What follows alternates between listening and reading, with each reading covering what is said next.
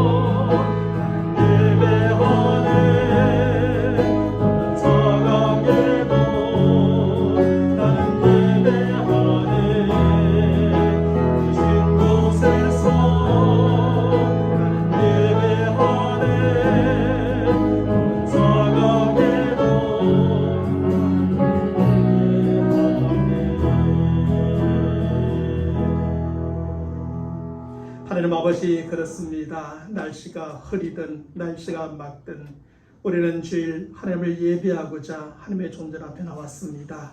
그 무엇도 하나님 앞에 나오는 우리의 마음, 우리의 걸음을 멈출 수 없고 오직 믿음으로 하나님 앞에 나와 예배하며 찬송하며 기도하며 주님 앞에 영광을 돌려드릴 때에 이날이 하나님께 기쁨이 되고 하나님의 마음을 시원케 해드리며 우리에게는 한량없는 은혜와 하나님의 도우심과 복주심으로 충만한 또한 영혼의 삶의 시작이 되게 인도하여 주시옵소서. 우리 주 예수 그리스도의 이름으로 기원하옵나이다. 아멘.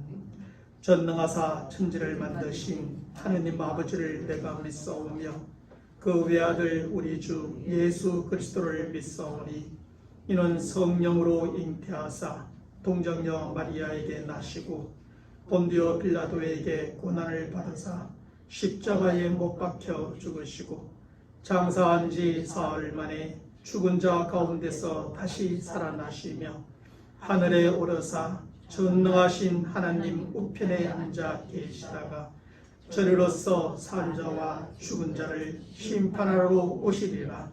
성령을 믿사오며 거룩한 공예와 성도가 서로 교통하는 것과 죄를 사하여 주시는 것과 몸이 다시 사는 것과 영원히 사는 것을 믿사옵나이다. 아멘. 우리 다 함께 생명의 찬양 128장 영광의 주님을 찬양하겠습니다.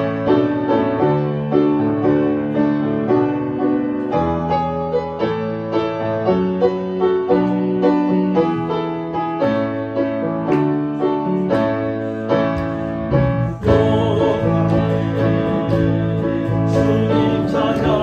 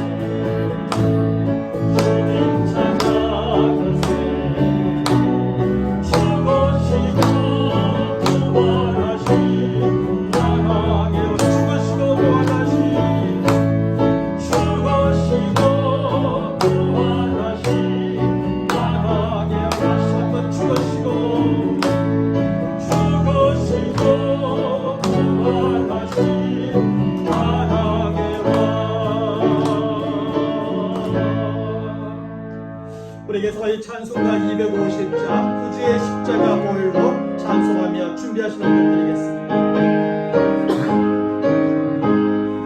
구주의 십자가 보혈 제 시선 받기를 원하네 내 죄를 씻으신 주님 찬송합시다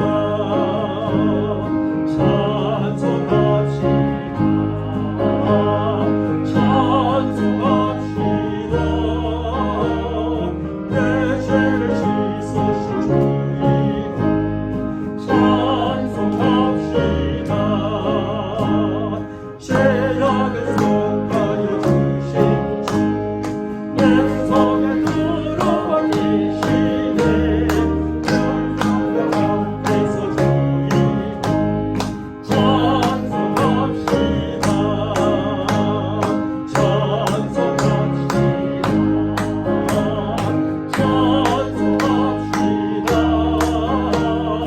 내 죄를 씻으신 주님 찬송합시다 주 앞에 열어놓은 생명 날 씻어 정하게 하시네 내 기쁜 정성을 다하여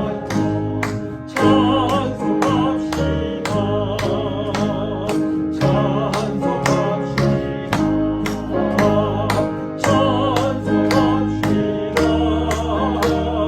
내 죄를 씻으신 주님 찬송합시다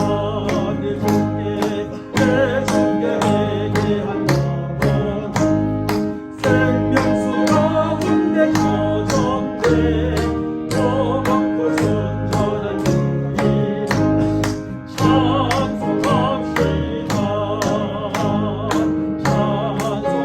주님 찬송합시다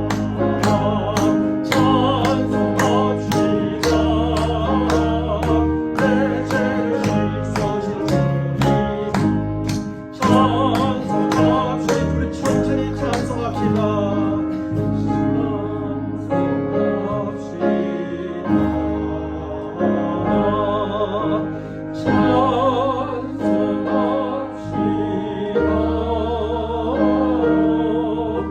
내 죄를 씻으신 주님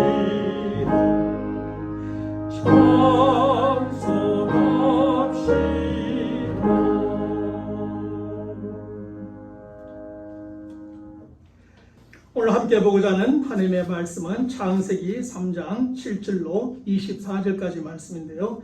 제가 여러분들에게 13절까지 말씀을 읽어드리겠습니다. 이에 그들의 눈이 밝아져 자기들이 벗은 줄을 알고 무화과나무 잎을 엮어 치마로 삼았더라. 그들의 그날 바람이 불 때 동산에 거하시는 여호와 하나님의 소리를 듣고 아담과 그의 아내가 여호와 하나님의 낯을 피하여 동산 나무 사이에 숨은지라. 여호와 하나님이 아담을 부르시며 그에게 이르시되 내가 어디 있느냐. 이르되 내가 동산에서 하나님의 소리를 듣고 내가 벗었으므로 두려워하여 숨었나이다. 이르시되 누가 내 벗었음을 내게 알렸느냐. 내가 내게 먹지 말라 명한 그 나무 열매를 내가 먹었느냐. 아담이 이르되 하나님이 주셔서 나와 함께 있게 하신 여자 그가 그 나무 열매를 내게 주므로 내가 먹었나이다. 여호와 하나님이 여자에게 이르시되 내가 어찌하여 이렇게 하였느냐. 여자가 이르되 뱀이 나를 깨므로 내가 먹었나이다. 아멘. 우리는 지난 주일에 최초의 사람 아담과 하와의 죄를 통해 죄의 유혹과 승리의 비결에 대하여 함께 생각해 보았습니다. 다시 말하면 죄가 처음 어떻게 시작되었고 그 죄를 극복하는 승리의 비결이 무엇인가에 대하여 생각해 보았던 것입니다. 먼저 모든 죄는 바로 마귀의 유혹으로부터 시작되었다는 것입니다. 아담과 하와는 하나님과 하나님의 말씀에 대하여 의심을 불러일으키고 저들의 마음에 하나님과 같이 되고자 하는 교만을 심어주는 마귀의 유혹에 그만 넘어가고 말았습니다. 그래서 저들은 하나님과 하나님의 말씀에 불순종이라는 선이 아니라 순종이라는 선이 아니라 불순종이라고 하는 악을 선택함으로 죄를 짓고 말았던 것이죠. 그래서 죄가 전혀 없이 창조된 저들의 마음에 죄가 자리를 잡게 되었고 그 죄의 결과로 하나님의 심판과 저주가 따라오게 된 것입니다. 그러면 이렇게 된 아담과 하와 그리고 저들의 모든 후손들은 이제 어떻게 살아야 합니까? 죄의 지배를 받음으로 계속 죄를 짓지 말고 죄를 지배함으로 죄를 이기며 살아야 한다고 가르쳐 주었습니다. 마귀의 교묘하고 달콤한 유혹을 항상 주의하고 경계하여 하나님과 하나님의 말씀에 대한 의심을 물리치고 하나님과 같이 되고자 하는 교만한 마음을 버려야 하는 것입니다. 또한 말씀의 터 위에 굳게 서 있어야 하고 항상 깨어있어 기도해야 하며 적극적으로 선을 행하며 살아야 한다는 것이지요. 그래서 하나님께서 주신 본래의 자유의지대로 선악을 잘 구별하고 선을 선택함으로 하나님의 말씀에 순종하며 사는 것, 이제 이것이 죄인된 모든 사람들이 살아가야 될 삶의 방법인 것입니다. 오늘은 본문의 말씀을 통해 죄의 결과와 사함의 비결에 대하여 함께 생각해 보고자 합니다. 오늘은 먼저 죄를 지은 사람이 나타나는 반응에 대하여 잠시 생각해 볼까 합니다. 우리는 특별히 아담과 하와가 죄를 지은 후에 나타내는 반응을 통해서 죄를 지은 사람이 일반적으로 나타내는 반응이 무엇인가에 대해서 생각해 볼 수가 있습니다. 첫째로 죄를 지은 사람은 공범을 요구한다는 것입니다. 이미 지난 본문 6절 후반부의 말씀에서 성경은 여자가 그 열매를 따먹고 자기와 함께 있는 남편에게도 주매 그도 먹은지라고 기록해 주고 있습니다. 마귀의 유혹에 넘어가 선악을 알게 하는 나무의 열매를 따먹은 하와는 그 열매를 자기만 조용히 먹고 말았던 것이 아니었습니다. 하와는 그 열매를 따먹고 자기와 함께 있는 남편에게도 주고 아담도 그것을 함께 먹음으로 두 사람은 죄를 짓고 말았던 것입니다. 사실 사람이 혼자 죄의 유혹에 빠져 죄를 짓게 될지라도 죄는 결국 또 다른 사람을 그 가운데로 끌어들이는 성향이 있습니다. 그래서 함께 죄를 지어 공범이 되게 하고 그래서 점점 더 많은 사람들에게도 죄가 확장되어져 가는 것입니다. 그래서 죄는 작게 시작하지만 굉장히 크게 맞춰지게 됩니다. 죄는 한 사람으로부터 시작하지만 수많은 사람들에게 그 영향을 미치게 되어 있는 것입니다. 둘째로 죄를 지은 사람은 수치심을 느낀다는 것입니다. 오늘 본문 7절의 말씀에서 성경은 이에 그들의 눈이 밝아져 자기들이 벗은 줄을 알고 무화과 나무 잎을 엮어 치마로 삼았더라고 기록해주고 있습니다. 죄를 지은 아담과 하와는 저들이 벗은 줄을 알게 되자 수치심을 느끼게 되었고 그래서 무화과 나무 잎을 엮어 치마로 그 수치스러움을 가리고자 하였습니다. 사실 창세기 2장 25절의 말씀에서 죄를 짓기 전에 아담과 하와는 벌거 벗었으나 벗은 줄을 알지 못했고 부끄러움도 느끼지 않았었습니다. 하지만 저들이 죄를 지은 후에는 벗은 줄을 알게 되었고 부끄러움을 느끼게 되었으며 그 부끄러움을 가려보고자 치마를 만들어 가리고자 하였던 겁니다. 이처럼 죄는 죄를 지은 사람으로 하여금 부끄러움 곧 수치심을 느끼게 하고 자신의 힘과 방법으로 그 수치심을 가려보려고 한다는 것입니다. 셋째로 죄를 지은 사람은 두려움을 갖는다는 것입니다. 오늘 본문 8절의 말씀에서 성경은 그들이 그날 바람이 불 때 동산에 거니시는 여호와 하나님의 소리를 듣고 아담과 그의 아내가 여호와 하나님의 낯을 피하여 동산 나무 사이에 숨은지라고 기록합니다. 그러면서 10절의 말씀에서는 내가 벗었으므로 두려워하여 숨었나이다 라고 하나님 앞에서 고백하게 되지요. 왜냐하면 죄는 사람에 대한 부끄러움과 함께 하나님에 대한 두려움을 갖게 하기 때문입니다. 사실 죄를 짓기 전에 아담과 하와는 하나님을 전혀 두려워하지 않았었습니다.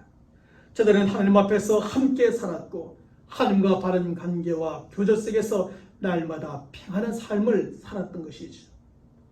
하지만 저들이 죄를 지은 후에는 하나님을 두려워하게 되었고 하나님의 낯을 피하여 어둠 속으로 숨어 버리게 된 것입니다. 사실 사람이 하나님의 낯을 피하여 숨을 곳이란 이 세상 그 어디에도 없지만 죄는 사람으로 하여금 이렇게 하나님을 두려워하게 하고 그의 낯을 피하여 숨게 만드는 것입니다. 그래도 죄를 짓고 부끄러워하는 사람은 일말의 양심 있는 사람이시죠. 그러나 이렇게 두려움 속에 빠지는 사람은 결국 자기 스스로 이 죄에서 벗어날 수 있다고 생각하는 사람인 겁니다. 넷째로 죄를 지은 사람은 핑계로 일관한다는 것입니다. 하나님은 오늘 본문 11절의 말씀에서 죄를 지은 아담과 하와에게 찾아오셔서 먼저 아담에게 묻습니다. 내가 내게 먹지 말라 명한 그 나무 열매를 내가 먹었느냐고 말입니다. 그러자 12절의 말씀에서 아담은 대답을 합니다. 하나님이 주셔서 나와 함께 있게 하신 여자, 그가 그 나무 열매를 내게 줌으로 내가 먹었다고 말입니다. 여기서 아담은 자신의 죄를 인정하고 시인하기보다는 여자를 주신 하나님과 그 여자에게 그 죄의 핑계를 돌리고 말았습니다. 그러자 13절의 말씀에서 하나님은 다시 여자에게 내가 어찌하여 이렇게 하였느냐고 물어보았습니다. 그러자 14절의 말씀에서 하와는 뱀이 나를 깨므로 내가 먹었나이다 라고 대답하였습니다. 결국 하와는 하나님께서 만들으신 뱀, 그 뱀 때문에 내가 이렇게 죄를 짓게 되었다고 핑계를 돌려버린 것입니다. 이처럼 죄는 사람으로 하여금 자신의 죄와 잘못을 인정하고 시인하기보다 다른 그 무엇을 핑계로 삼아 자신의 죄와 잘못을 저들에게 전가해 보고자 하는 것입니다. 사랑하는 성도 여러분, 우리는 죄를 지은 사람이 나타내는 이러한 반응을 통해서 죄의 속성이 어떤가를 잘 깨닫게 됩니다. 죄는 사람으로 하여금 공범을 요구하여 더 많은 사람들로 하여금 죄 가운데로 빠지게 만드는 겁니다. 한 사람의 죄로 끝이 아닌 것입니다. 마치 죄는 감자를 뽑는 것처럼 감자를 뽑아내면 하나 둘 줄기를 따라서 수많은 감자가 당겨오는 것처럼 한 사람의 죄를 파고 들어가면 이어지고 또 이어져 수많은 사람들이 연루되어 죄로 짓고 있음을 보게 되는 겁니다. 또한 죄는 사람으로 하여금 수치심을 느끼게 하고 스스로의 힘으로 그것을 가려보고도 노력하게 만드는 겁니다. 죄를 짓고 난 다음에 아무 일도 없는 것처럼 이렇게 저렇게 자꾸 가려보려고 하죠. 죄는 사람으로 하여금 두려움을 갖게 하여 하나님을 두려워하고 그를 피하여 숨게 만드는 것입니다. 하나님 앞에 설 수 없게 만듭니다. 특별히 죄는 사람으로 하여금 자신의 죄와 잘못을 인정하지 못하게 하고 핑계로 그 죄와 잘못을 다른 무엇인가에 끊임없이 전가하게 만듭니다. 그래서 누군가에게 잘못한 것에 대해서 이야기를 하면 이런저런 핑계가 많습니다. 사랑하는 여러분, 우리는 이런 사실을 통하여 죄에 대하여 다음에 두 가지를 깨닫게 됩니다. 첫째로 죄는 비참한 결과를 가져온다는 것입니다. 죄는 죄로 끝나지 않습니다. 반드시 그 죄에는 비참한 결과가 따라오게 되어 있습니다. 오늘 본문 9절의 말씀에서 성경은 여호와 하나님이 아담을 부르시며 그에게 이르시되 내가 어디 있느냐라고 하셨습니다. 하나님께서는 죄를 지은 후 수치심과 두려움에 숨어있는 아담과 하와를 부르시며 찾으셨던 겁니다. 그리고 이때 하나님께서 저들을 부르시며 찾았던 것은 저들의 죄를 꾸짖고 심판하시기 위해서 저들을 부르시며 찾았던 것이 결코 아니었습니다. 하나님께서는 저들의 죄를 깨닫고 인정하며 죄를 회개하도록 저를 부르시며 찾아왔던 것입니다. 저들에게 회개할 수 있는 기회를 주시고 죄를 사해 주시고자 저들을 부르시며 찾아왔던 것입니다. 우리도 집에서 아이들이 뭔가 잘못하면 아이를 부르지요. 아이를 부르는 이유가 무엇입니까? 무조건 내 애를 책망하고 꾸짖고자 부르는 것이 아니지 않습니까? 그 아이에게 자초지종을 묻고 싶어 부르는 겁니다. 그리고 그 아이가 자초지종을 잘 설명하여서 자신이 뭔가를 잘못했는지를 깨닫게 하도록 하기 위해서 부르고 꾸짖는 것이죠. 근데 아이들은 보통 즉각적으로 잘못했다고 시인하지 않습니다. 자신의 핑계가 많습니다. 이유가 많습니다. 그리고 때로는 거짓말로 속이고자 합니다. 똑같은 것입니다. 하나님도 처음 아담과 하와를 찾아오셨을 때, 저들을 부르셨을 때 저들에게 회개할 수 있는 기회를 주시기 위해서, 회개만 하면 용서해 주시기 위해서 저들을 부르시고 찾으셨던 겁니다. 그래서 하나님께서는 아담과 하와를 부르시고 찾은 후에 저들에게 묻지 않습니까? 하지만 아담과 하와는 저들의 죄를 깨닫고 솔직하게 인정하며 회개하기보다는 핑계만 대고 저들의 죄를 전가하고자 하였던 거죠. 하나님께서 먼저 아담에게 물으니 그는 하나님께서 만드신 하와에게 핑계를 대고, 하와에게 물으니 그녀는 하나님께서 창조신 뱀에게 핑계를 댔습니다. 여기서 아담은 하와에게, 하와는 뱀에게 핑계를 댔지만 결국 저들은 저들을 창조주신 하나님께 모든 핑계를 대고 말았던 겁니다. 하나님이 이 여자만 만들어주지 않았더라면 내가 죄를 짓지 않았을 겁니다. 하나님이 뱀을 만들어주지 않았다면 내가 죄를 짓지 않았을 것입니다. 결국 하나님께서 잘못한 것 아닙니까? 모든 핑계를 하나님께로 돌려버렸습니다. 저들은 모든 죄의 원인을 하나님께 돌리며 증거하였고 자신들은 죄가 없다고 말하고 있는 것입니다. 그러자 하나님께서는 더 이상 묻지 않으시고 죄가 시작된 순서에 따라 각자의 죄에 따른 심판을 선언하게 됩니다. 따라서 그 심판의 내용을 보면 아담과 하와가 지은 죄의 결과가 무엇이고 그것이 얼마나 비참한 것인가를 깨닫게 됩니다. 그러면 아담과 하와가 지은 죄의 비참한 결과가 무엇이었습니까? 오늘 보면 14절의 말씀에서 하나님께서는 제일 먼저 뱀에게 이렇게 심판을 선언하셨습니다. 내가 이렇게 하였으니 내가 모든 가축과 들의 모든 짐승보다 더욱 저주를 받아 배로 다니고 살아있는 동안 흙을 먹을지니라.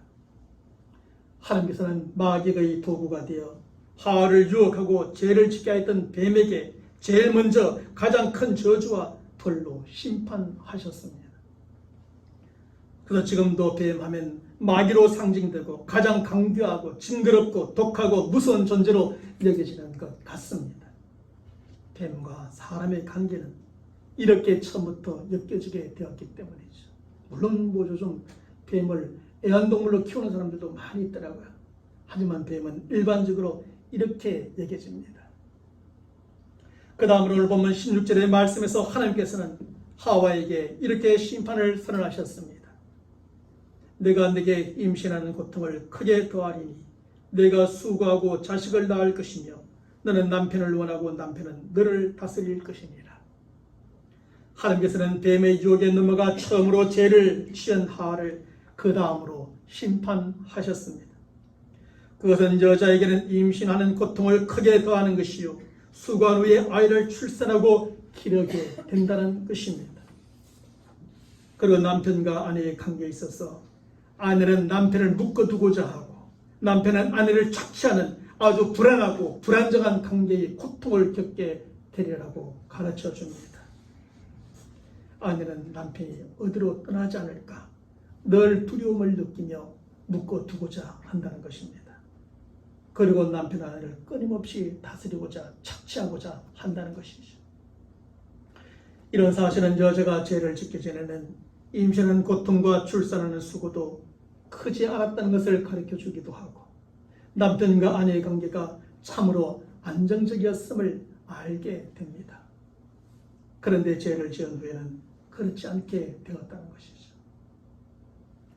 다음으로 오늘 보면 17장 중반부와 18절 전반부의 말씀에서 하나님께서는 자연에 대하여 이렇게 심판을 선언하셨습니다. 땅은 너로 말미암아 저주를 받고 땅이 내게 가시덤불과 웅겅퀴를 내릴 것이라. 여기서 땅 곧 자연은 스스로의 죄로 말미암아 저주를 받은 것이 아니라 그 땅 위에 살아가는 사람의 죄로 말미암아 저주를 받게 되었다는 겁니다.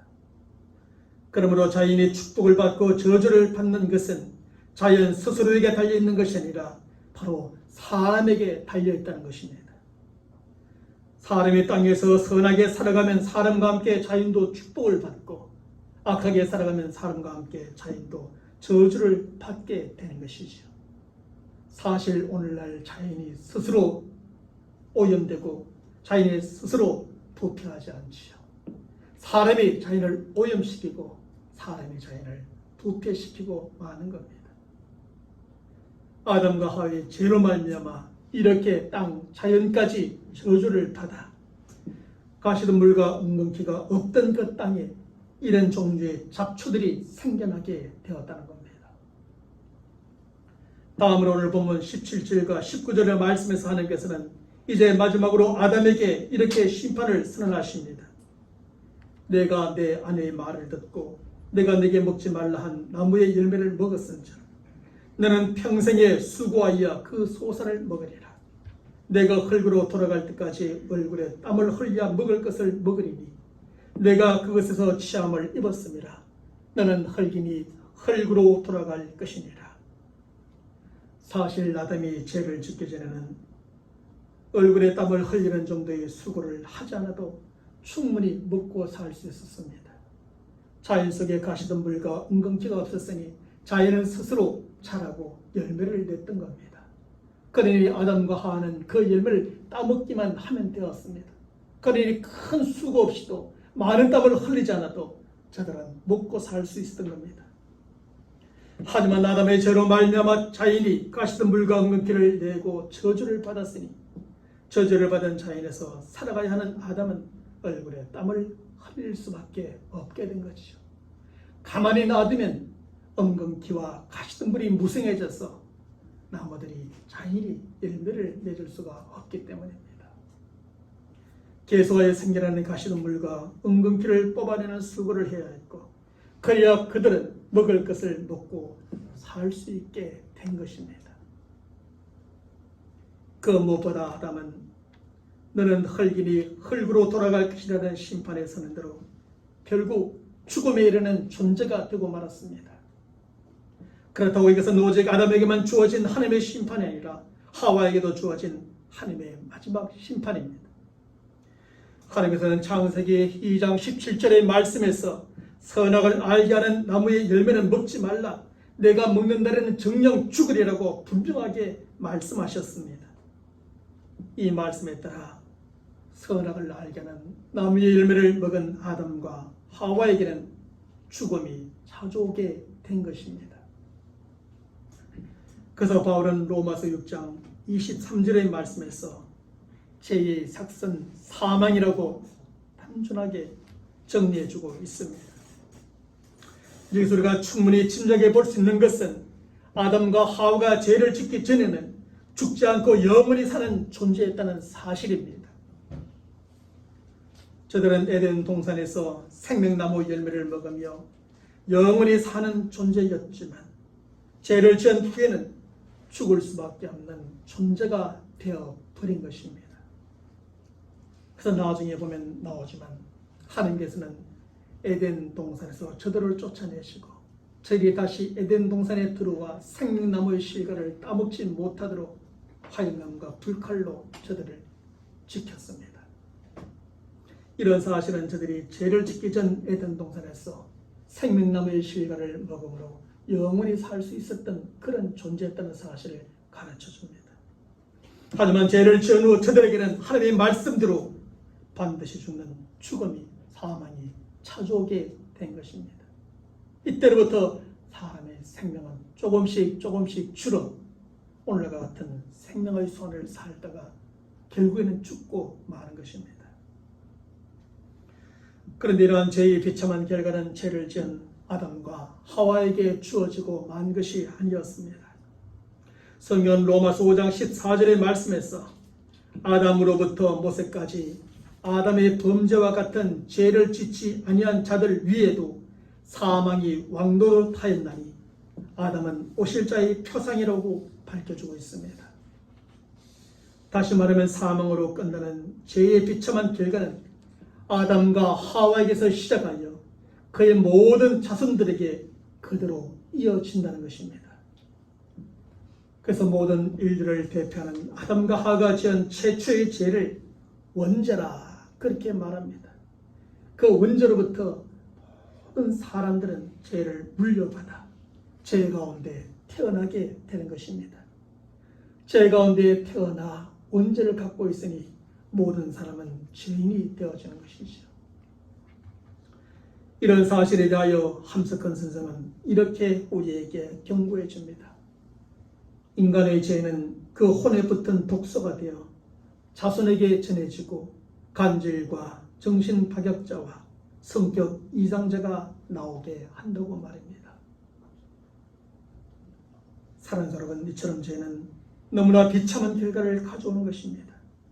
죄를 지은 당사자뿐만 아니라 다른 모든 사람들과 자자손손에게 죄의 비참한 결과를 가져옵니다. 죄에 대한 하나님의 심판과 저주로 죽음이 찾아오고 고통을 겪을 수밖에 없고 땀을 흘리는 수고가 따를 수밖에 없습니다.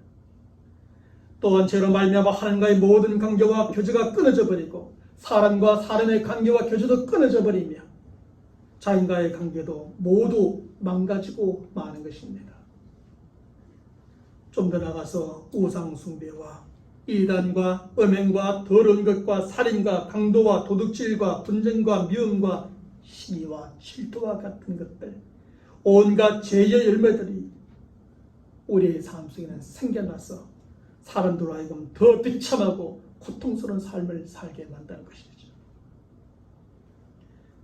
그러므로 사람에게 있어서 최대의 문제는 경제의 문제도 정치의 문제도 건강과 진로와 환경과 개발의 문제도 아닙니다. 사람에게서 최대의 문제는 바로 이 죄의 문제입니다. 이러한 죄의 문제가 해결되지 않고서는 그 누구도 참된 평안과 안정을 누릴 수 없습니다. 참된 자유와 행복을 누릴 수 없습니다. 항상 불안과 염려와 걱정과 근심과 두려움 가운데 살아갈 수밖에 없습니다.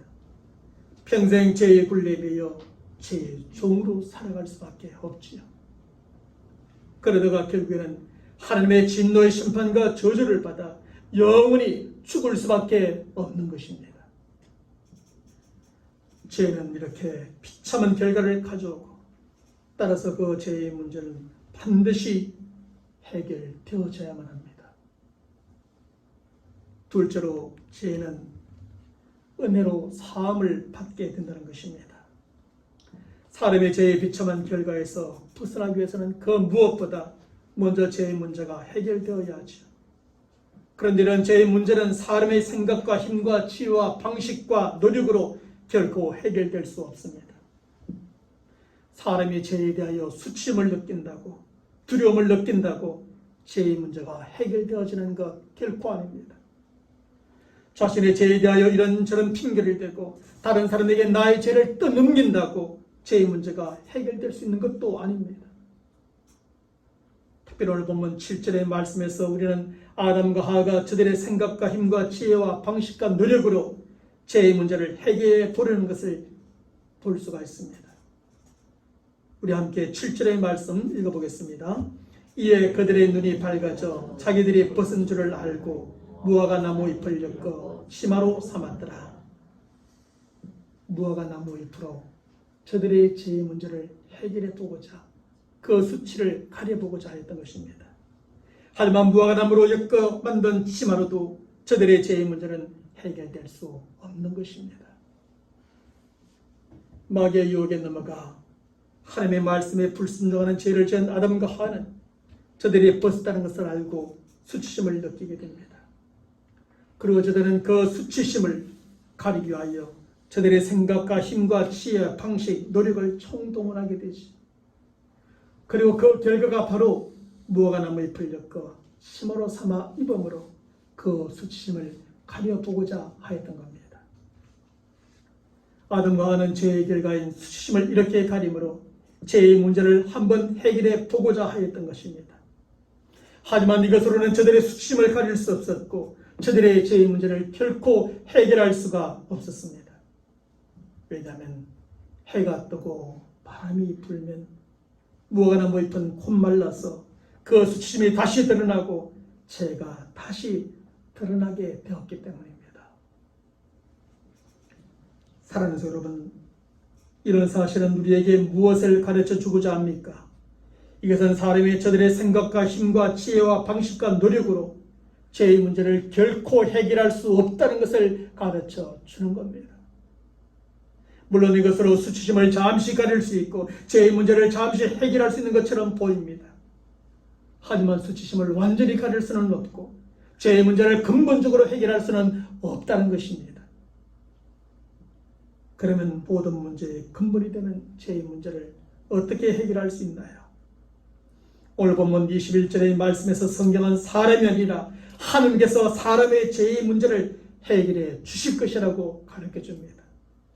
그것은 바로 여호와 하나님이 아담과 그의 아내를 위하여 가죽옷을 치어 입히시니라 라는 말씀입니다. 하나님께서는 죄의 결과로 수치심을 느끼고 그것을 가려보고자 하는 아담과 하와의 모습을 지켜보았습니다. 하지만 저들이 만들어 입은 무화과 잎 치마는 금방 마르고 부서져 그 수치가 금방 드러나고 말았지요. 그래서 하나님께서는 양을 잡아 가죽을 벗기고 그것으로 옷을 만들어 아담과 하와에게 입혀주었습니다.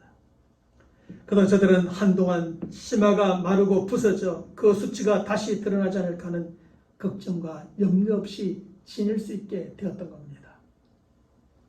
하지만 그 가죽옷도 영원한 것이 아니라 시간이 지나면 헤어지니 또다시 만들어 입어야 한 것이었습니다.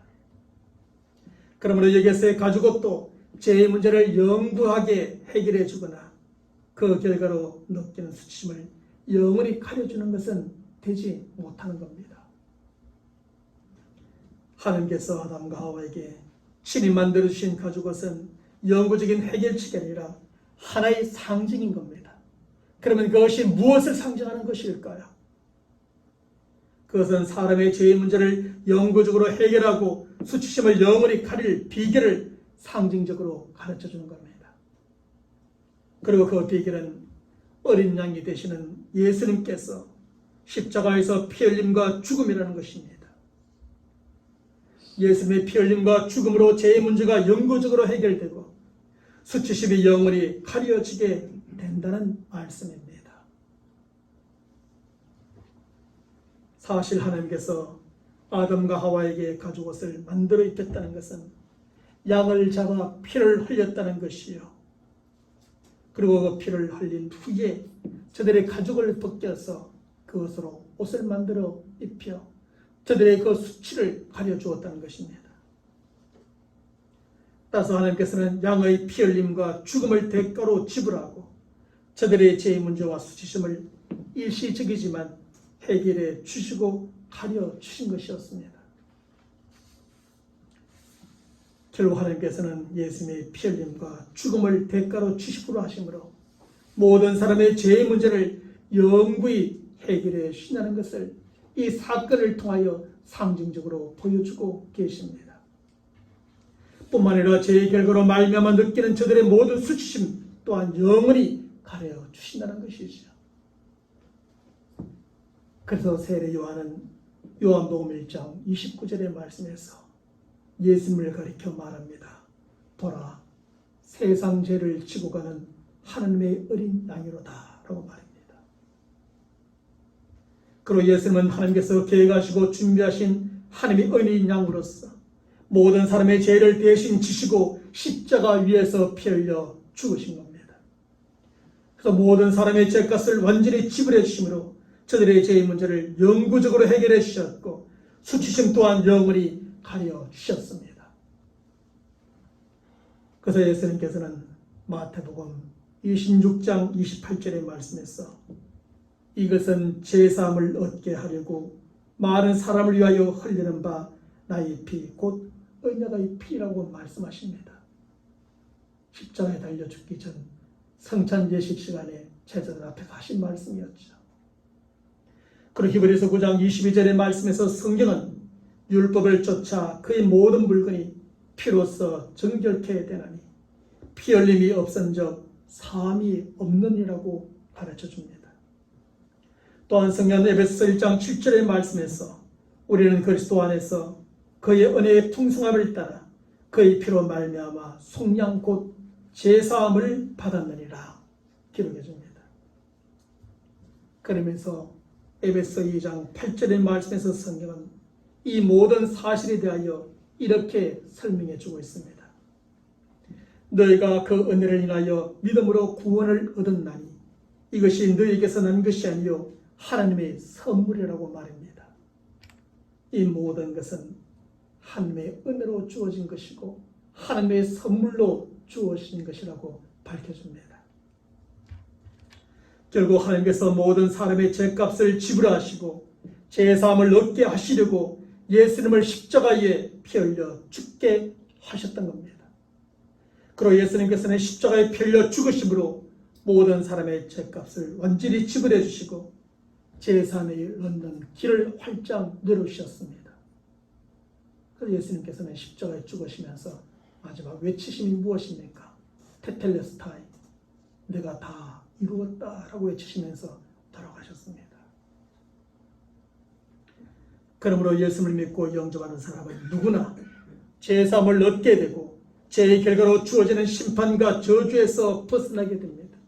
그 심판과 저주에서 구원을 받아 사망에서 영원한 생명으로 옮겨지고 하나님의 자녀가 되고 저 하나님 나라의 백성이 되어지는 겁니다. 사랑하는 성도 여러분, 사람에게 있어서 죄의 문제는 가장 심각한 문제예요. 따라서 반드시 해결돼야 될 문제입니다.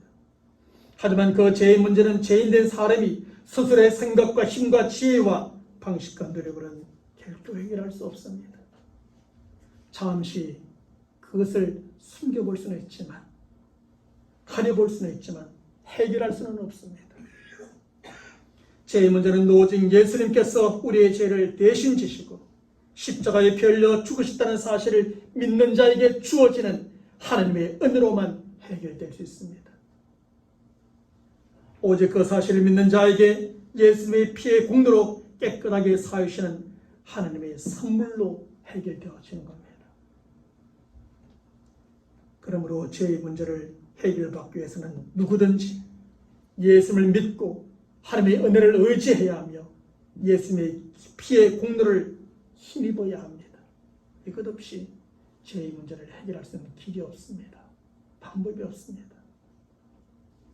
바로 이것이 죄사함을 받아 죄의 문제를 해결받고 구원과 영원한 생명과 하나님의 자녀와 하나님 나라의 백성이 되는 유일한 길인 줄로 믿습니다. 또한 우리 모두는 예수들을 믿어 이렇게 구원받고 영원한 생명과 하나님의 자녀됨과 하나님 나라의 백성이 된 줄로 믿습니다. 기도하겠습니다. 하나님 아버지, 오늘 말씀을 통하여 죄를 지은 사람이 어떤 반응을 보여주는지 그런 반응을 보면서 우리가 죄를 지을 때 우리 또한 그런 반응을 보였다는 사실을 되새기게 됩니다. 죄는 얼마나 비참한 결과를 가져오는지 우리 자신에게 뿐만 아니라 우리 주변의 세상의 모든 것에게까지 또 나타나고 하나님의 심판과 저주를 당하게 한다는 사실을 기억하게 하셨습니다.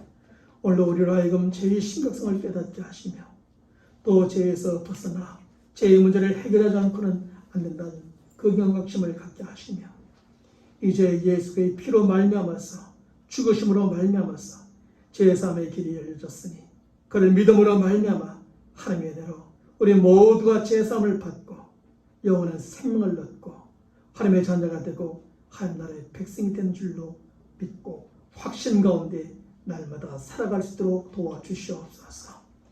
아직도 이렇게 믿지 않는 자가 있다면 그 믿음을 갖게 하시고 또 믿음으로 말미암아 하나님이 주시는 이 모든 온전한 축복들을 누리며 살아가는 하나님의 사람들 다 되게 인도하여 주시옵소서.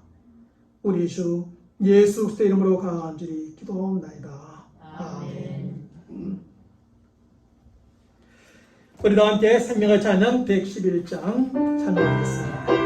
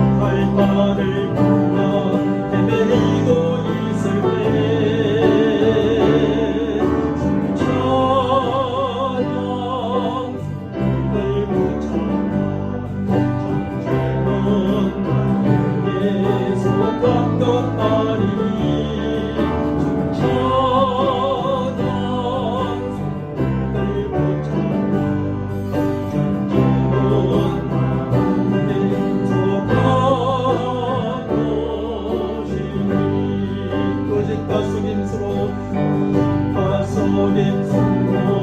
광천 세상에서 갈지 머뭇거리고 있네. 주의 권세 찾아 진보리들 질투와 절망으로 머뭇거리려 하네. 찬양 들고 찬양 전쟁은 나에게 속한 것 아니니.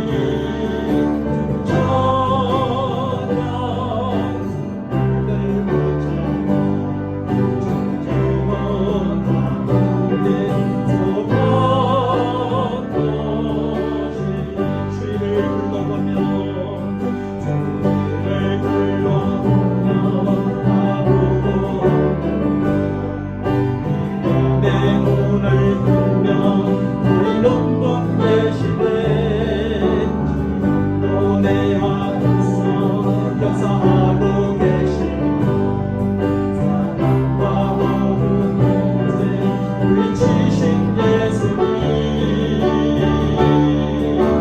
찬양 들고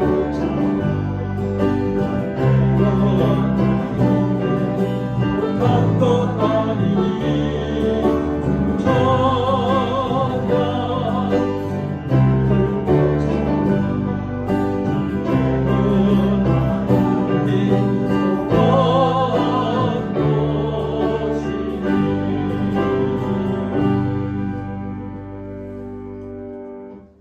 지금은 우리 주 예수 그리스도의 은혜와 하나님 아버지의 무한하신 사랑하심과 성령님의 교통하심과 역사하심과 충만하여 주심이 우리 주 예수 그리스도의 피와 죽음의 공로를 믿음으로 모든 제사함을 받고 구원과 영생과 하나님의 자녀됨과 하나님의 나라의 백성이 되었다는 확신 가운데 살아가고 죄를 지을 때마다 그분의 공로를 의지하여 하나님의 은혜로 사함을 받고 평안함과 안정과 행복 가운데 날마다 살아가기로 다짐하는 모든 믿음의 사람들 머리 위에 저들의 간절한 기도의 제목과 시작되어지는 또 한 주간의 삶의 터전 가운데 지금부터 영원토록 함께 있을지어다. 아멘.